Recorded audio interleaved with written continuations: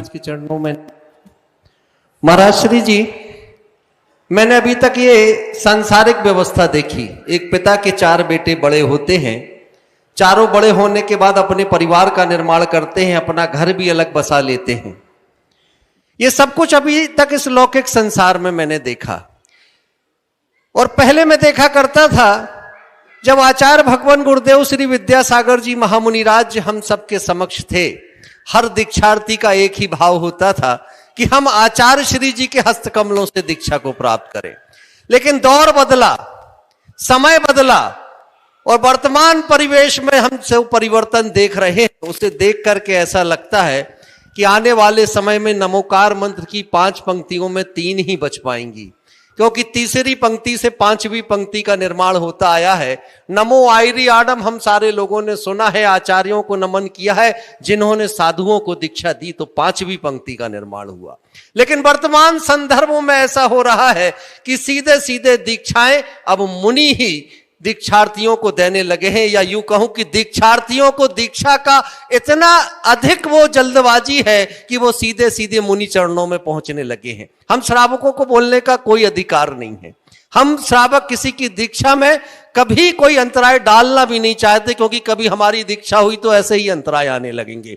लेकिन एक प्रश्न तो मानस में उभर करके सामने आता है कि आज दिल्ली में अलग दीक्षाएं होने वाली हैं। दीक्षा की अनुमोदना तो हम सारे लोग करते हैं, लेकिन एक मुनि द्वारा, पूज्य मुनिवर द्वारा ब्रह्मचारियों को दीक्षा दी जा रही है। ये किन संदर्भों में हो रहा है? अगर सही है तो हम सबको स्वीकार है, लेकिन महाराज श्री एक बात आपसे कहना चाहूंगा। अगर आज इस बात को आप सही स्वीकार करते हैं तो मंच पर विराजित क्षुल्लक गणों की ओर मेरी दृष्टि जाती है, जो आत्मस्थ हैं, साधना रत हैं। इनका एक एक दिन भी बहुमूल्य है। अगर मुनि दीक्षा दे सकते हैं तो इन क्षुल्लक महाराजों को दीक्षा आप क्यों नहीं देते कि इनकी पद की उन्नति हो, और वो अगर उस पद की उन्नति में वे साधना करें तो अपने कर्मों की निर्जरा अधिक करेंगे। इन ब्रह्मचारी गणों की ओर मैं देखता हूं, आदर्श ब्रह्मचारी दिखाई देते हैं। अगर ये ब्रह्मचारी बनकर के तब साधना कर रहे हैं, अगर मुनि दीक्षा दे सकते तो आप इनको दीक्षा क्यों नहीं दे देते कि ये भी एलक क्षुल्लक मुनि बनकर के साधना करें और ये भी असातिशय पुण्य संचित करें और कर्मों की निर्जरा करें। ऐसा कुछ अगर आपके मन में हम सबके निवेदन से भाव अगर है तो ऐसा कुछ भी करें तो संस्कार धानी जबलपुर में ही करें। ओ देखो भाई, बातें तो आपने बहुत सारी कह दी, और आप लोग तो कहते ही रहते हो, कहना आप लोगों का काम है। पर सबसे पहली बात तो मैं आप सबसे ये कहता हूं कि सवाल वही उठाओ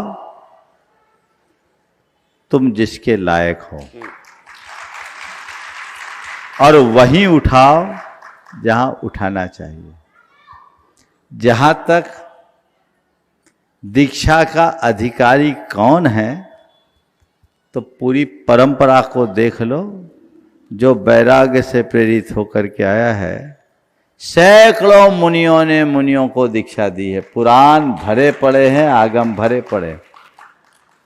पुराणों में तो इन मुनि से उनने दीक्षा ली, इन मुनि से उनने दीक्षा ली, जब वैराग हुआ खत्म कहानी, भरे पड़े।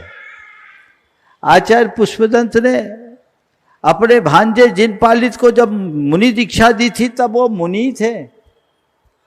अदूर मत जाओ, गुरुनाम गुरु ज्ञान सागर जी महाराज ने जब गुरुदेव को दीक्षा दी तो वो मुनि थे, आचार्य नहीं। सवाल उठाने वालों को इतिहास भी पलट कर देखना चाहिए।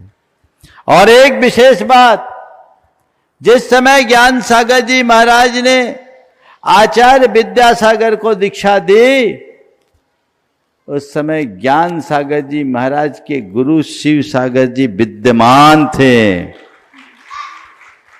उनके जीवन काल में दीक्षा दे, तो कहीं सवाल उठाओगे तो ये सवाल तो वहां भी पहुंचेगा। इसलिए किसको दीक्षा देना नहीं देना, ये सवाल तुम्हारा नहीं है। समझ गए? आज जैसा आपने बताया, मेरी जानकारी में भी आया है, प्रणम सागर जी महाराज के करकमलों से दिल्ली में कितनी 4-5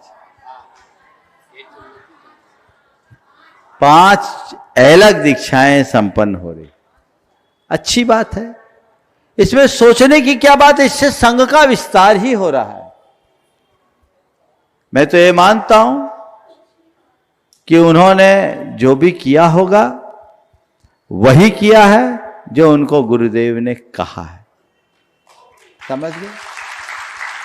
आपने मुझसे कहा है कि इन क्षुल्लक जी के लिए क्या करना है, तो इसकी चिंता तुम्हें नहीं करना। हमें गुरु ने जब इनको भेजा था तभी ये संदेश भेज दिया कि इन्हें भेज रहा हूं, इनका पालन पोषण आपको करना है और आपको ही आगे बढ़ाना है। तो जिसको हमारे गुरु ने हमें एक दायित्व के रूप में सौंपा है, तो उसको संभालने में आपको सोचने की जरूरत नहीं है। समझ गए? ये तो गुरु आज्ञा है और संघों का विस्तार इसी तरीके से होता है। हमारे गुरुदेव की दृष्टि बहुत व्यापक थी। दुर्भाग्य है कि लोग उसको समझ नहीं पा रहे और अपने अपने तरीके से उसकी व्याख्या और विवेचना कर रहे हैं। हम लोग कुछ बोलते नहीं हैं और बोलना चाहते नहीं हैं और न इसे बोलने का विषय समझते हैं। आपने सवाल उठा दिया, ये सवाल का विषय ही नहीं है और तुम्हें सवाल उठाने का हक ही नहीं है। सवाल उठाए तो जो संबद्ध है वो उठाए। मुनियों के मामले में गृहस्थ असंबद्ध है।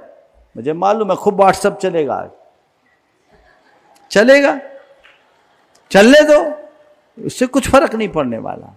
रहा सवाल मैं क्या करूंगा, विचार हो तो बताओ, वैकेंसी निकाल सकता हूं, अभी हो जाएगी।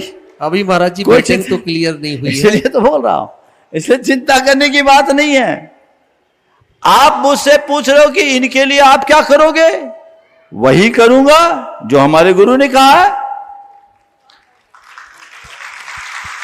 और जब करना होगा तब करूंगा, जहां करना होगा वहां करूंगा और जैसे करना होगा वैसे करना होगा। इसमें कुछ सवाल उठाने की जरूरत नहीं है, यह तो सुस्पष्ट है। गुरुदेव ने जिन जिन के पास क्षुल्लकों को भेजा, ब्रह्मचारियों को भेजा, जिन जिन को क्षुल्लकों और ब्रह्मचारियों को भेजा, ये सब साक्षी, इनसे भी कहा कि अब आपका क्या बोला क्षुल्लक जी, पालन पोषण आप करेंगे। पालन पोषण का मतलब क्या होता है, आगे समझ में? तो जो मुझे करना है वो मैं करूंगा, इसके बारे में मुझे सोचने की जरूरत नहीं है और पूछने की भी जरूरत नहीं है। आज प्रणम सागर जी ने जो किया, आपको स्वागत करना चाहिए। संघों का विस्तार तभी होगा, आचार्य विद्यासागर जैसे सर्वशक्तिमान अब इस धरती पर नहीं होने वाले। संघ को आगे बढ़ाने के लिए संघ की जिम्मेदारी, समूह की जिम्मेदारी है। एकता, एकजुटता, प्रेम और एक दूसरे के साथ परस्परता का संबंध जोड़कर व्यापकता से विचार करके चलेंगे, तब संघ का विस्तार होगा। और कूप मंडूक बने रहेंगे, क्षुद्र मानसिकताओं से ग्रसित होकर टीका टिप्पणी करेंगे, तो समाज में विभाजन करके विप्लव खड़ा करेंगे। हमें ऐसे ताकतों से बचना चाहिए। हम सबका एक उद्देश्य होना चाहिए, जिन शासन महात्म्य प्रकाश स्यात् प्रभावना, धर्म की प्रभावना हो, संघ की वृद्धि हो, ये सत प्रयत्न सबको मिलजुल कर करना चाहिए। मैं समझ रहा हूं अमित हमसे यह कहलवाने के लिए सवाल किया, बहुत होशियार है, वो बहुत तीखा तीर मारता है। मैं मान रहा हूं ये जो बोला अमित ने उसके विचार नहीं है, पर वो चाह रहा होगा कि महाराज अभी तक कभी कुछ बोले नहीं, इनसे बुलवा लो। अब जब आप तो देना ही पड़ेगा। पर बंधुओं, मैं जवाब देता हूं, प्रतिक्रिया नहीं करता। मेरी कोई प्रतिक्रिया नहीं है, मैं रिएक्ट नहीं करता, रिस्पॉन्स देता हूं, और रिस्पॉन्स देना मेरी जिम्मेदारी है, क्योंकि मैं रिस्पॉन्सिबल सीट पर बैठा हूं। आज ये पूरे संघ की जवाबदारी मेरे ऊपर है, मुझे संभालना है। मेरे गुरु ने कहा है तो मैं करूंगा, जब करना होगा, जैसे करना होगा, मेरी मर्जी। रहा सवाल, तुम्हें लेना है तो श्रीफल लेके आओ, विचार करूंगा। तुम श्रीफल लेके आओ, विचार करूंगा। इनने तो अपना समर्पण कर दिया, इनके मन में कोई विकल्प नहीं, तो तुम विकल्प काय कर रहे हो? जब इनका भाग जगेगा, आपने कहा संस्कार धानी में हो जाए, तो अगर इनके संस्कार धानी में ही बदे होंगे तो वो भी हो जाएगा। देखो क्या क्या होता है। अभी तो वो सब हुआ है जो तुमने नहीं सोचा, हमने नहीं सोचा, और कहीं ये सब कुछ भी होना होगा तो वो भी हो जाएगा। ऐसे कौन सी बात। मैं आज में जीता हूं, विकल्प नहीं करता, मजे में रहता हूं और मजे से रखता हूं। सबको वही दिशा रखनी चाहिए, सबको वही दृष्टि रखनी चाहिए। भाई अमित ने जो बात आज रखी है निश्चित, लेकिन मैं इस विषय में आप सबसे कहता हूं, समाज में जो गृहस्थों के द्वारा, गृहस्थ नहीं चंद लोगों के द्वारा जिस तरह की छीटाकसियां और साधुओं के विरुद्ध टिप्पणी की जा रही है, वो जहर फैलाने का काम किया जा रहा है। ऐसा काम मत कीजिए। संघ को विस्तारित करने का रास्ता देखिए, परंपराओं को देखिए, हमारे गुरुदेव को देखिए। उनके जीवन काल में भी उनके शिष्यों ने दीक्षाएं दी, पर उनकी सोच कितनी व्यापक थी, उनने कोई प्रतिक्रियाएं करी? तुम हल्ला मचाना शुरू करते हो, तुम गुरु भक्त हो, तुम धर्मानुरागी हो, तो तुम्हारे अंदर समझ होनी चाहिए, संयम होनी चाहिए, मर्यादा होनी चाहिए, सकारात्मकता होनी चाहिए। ये सवाल तुम्हें नहीं उठाना, सवाल उठाए तो हेडक्वार्टर उठाए ना, संबद्ध व्यक्ति उठाए। तुम्हारे पास इसे उठाने का कोई राइट नहीं है, समझ गए? तो फिर ठीक है, जरूरत हो व्यवस्था है हमारे पास, बाकी भावना भाई है, इसलिए देखते रहिएगा। आज अपने बीच अहमदाबाद से, ये तो हो गया सवाल पूरा। अच्छा, और कोई निवेदन? ये कार्य होना है तो इसी शहर में हो, ये कार्य होना है तो इसी शहर में हो। भावना भाव अगर इस शहर में बना होगा तो हो जाएगा। अभी हमें कुछ पता नहीं है, होना होगा तो हो जाएगा। दिल्ली में आज हुआ, कल तक पता नहीं था, आज मालूम पड़ा, कल शाम को थोड़ी थोड़ी खुश भनक थी, आज हो गया, सुगबुगाहट थी। अब यहां भी जो होना होगा, और एक बात ध्यान रखना, हमारे पास जो होगा ठोक के होगा, महर्षि पहले से घोषित करके होगा, कोई चोरी छुपे काम नहीं होगा। क्यों? क्योंकि जो मैं कर रहा हूं अपने गुरु की आज्ञा से करूंगा। इसमें किसी प्रकार का संकोच की बात नहीं, न मैं संकोच रखता हूं, न किसी को संकोच में फंसाता हूं, क्योंकि मुझे मेरी मर्यादा का पता है और मैं मर्यादा में रहता हूं, मर्यादा का पाठ पढ़ाता हूं, उस तरीके से चलूंगा। इसलिए कोई सोचने की बात नहीं है, मुझे क्या करना है, कब करना है, ये मैं जानता हूं, और जो मैं करूंगा, जब करना होगा तब करूंगा। आपकी भावना है, आ जाओ, और दो चार आने वाले हो संस्कार धानी के तो कोई दिक्कत नहीं, मंच तो बहुत बड़ा है, व्यवस्थाएं हमारे पास है, ये सब ध्यान रख सकते हैं। बहुत बहुत आशीर्वाद। महर्षि, एक भावना अमित ने भाई थी कुंडलपुर में, तो उसका स्वरूप है कि आप मंच पर हैं। आज इसने जो भावना भाई है, शायद वो भी प्रतिभूत हो जाए।